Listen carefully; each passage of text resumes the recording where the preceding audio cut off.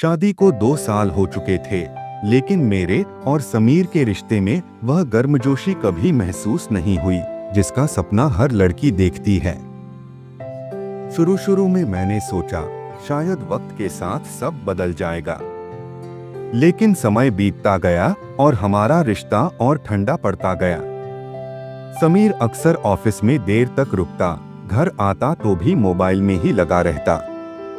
जब भी मैं प्यार से पास आने की कोशिश करती, वह किसी न किसी बहाने से टाल देता।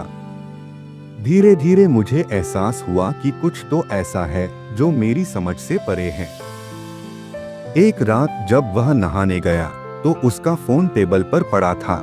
मैंने कभी उसकी चीजें देखने की आदत नहीं डाली थी, लेकिन उस दिन न जाने क्यों मेरा दिल तेजी से धड़कने लगा। मैंने फोन उठाया और स्क्रीन अनलॉक की। व्हाट्सएप खोला तो मेरी सांसें अटक गईं। तुम कब आओगे? अब और इंतजार नहीं होता। यह मैसेज पढ़ते ही मेरी आंखों के आगे अंधेरा छा गया। मैंने चैट खोली तो एक लड़की से उसकी महीनों की बातचीत दिखी। प्यार भरे मैसेज, मीठी बातें, यहाँ तक कि कुछ तस्वीरें भी थीं जो यह साबित कर रही थीं कि यह महज दोस्ती नहीं थी। मेरा पूरा जिस्म कांपने लगा। यह वही समीर था जिससे मैंने बेइंतहा प्यार किया था, जिसके साथ अपना पूरा जीवन बिताने के सपने देखे थे, लेकिन वह किसी और के साथ एक अलग दुनिया बसा चुका था। उस रात मैं बिस्तर पर पड़ी रही, पर नींद आंखों से कोसों दूर थी। सुबह समीर ने हमेशा की तरह नाश्ता किया और ऑफिस चला गया जैसे कुछ हुआ ही न हो।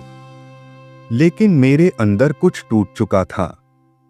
मैंने खुद को आईने में देखा और पहली बार महसूस किया कि मैं खुद से कितना दूर हो चुकी थी।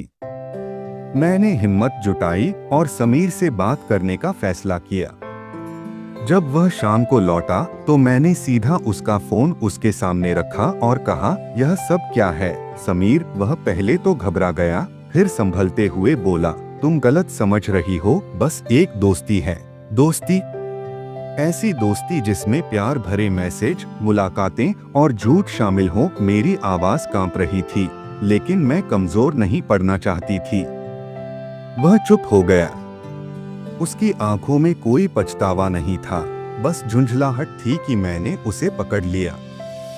मुझे समझ आ गया कि वह कभी भी अपना रिश्ता स्वीकार नहीं करेगा और न ही मुझसे सच्चा प्यार करता था।